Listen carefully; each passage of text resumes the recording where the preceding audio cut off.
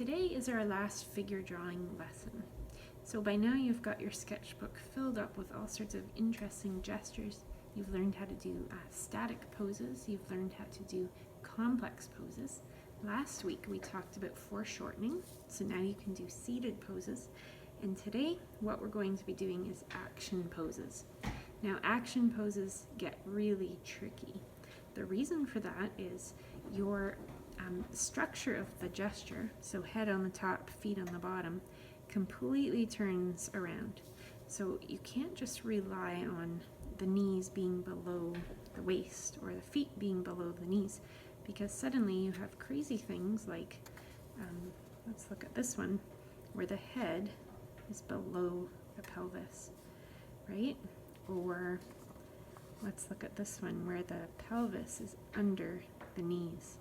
So these require a lot of very careful observation, but I know that you can do it. So let's start with a 15-minute warm-up drawing of your hand. This is going to be your last hand that you draw. So let's see you put your all into this hand. Everything that you've learned over this course, shading, detail, gestures, mapping, measuring, everything you've ever learned, put it into this 15-minute drawing of your hand. And then when you're done, it would be really cool to see a comparison of your last hand compared to your first hand. So if any of the parents are able to send photos of the first and last hand to me, I would really love to see those. So if anyone does this, yeah, send them over. I'd really enjoy seeing your progress. Action poses.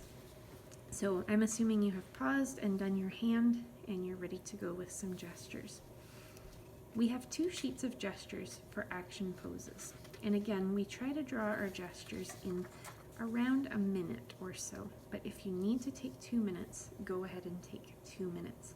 So just to recap what a gesture looks like, it has to be done very lightly and very fluidly. So we don't draw like this, right? When we're drawing gestures, we want to be drawing very loose, very sketchy like. All right, so have a go at all of these. There's going to be 4, 8, there's 11 on the first page, and 4, 7, 8, 9, 10, and 12 on the second page. They go from simpler to more complex. Some of these are really tricky, but I want you to try them all. So we're going to do all of these nice light gestures. Remember to watch carefully and don't assume anything. Don't assume that the knee is going to be under the waist, because maybe it's going to be over the waist. So don't let them fool you. So we're going to do all of these gestures, and then I will meet you back for our developed poses. So happy drawing.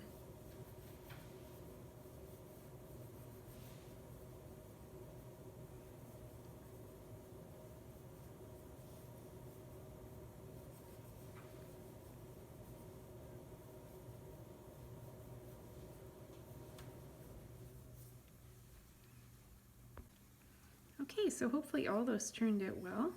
You'll see what I mean by them being a challenge. There's some really, really unusual poses here. But by now, you should be able to handle anything when it comes to gesture drawing. Again, just a reminder, if you do more of this, keep them really, really light, right? Light and lots of motion, lots of movement in there. All right, so now that we're finished our gestures, we're going to move on to our developed drawing. So again, you have done these for the last 3 lessons, so you know all about them. Nothing new here, but I am just going to recap that there's 3 levels, 3 layers to a developed drawing. A developed drawing takes 20 to 30 minutes. We start with a gesture, we add detail, and then we add shading. So I have a few samples here of really wacky action poses. This one is really crazy. This one he's upside down, which makes it really tricky. This one has got some weird, like the knees are higher than the waist kind of deal. So I would like you to pick your favorite one and spend 20 to 30 minutes, layer 1 gesture, layer 2 detail, and layer 3 shading. So again, this is a slow drawing, and you're going to work it so that it looks as much like the reference as possible.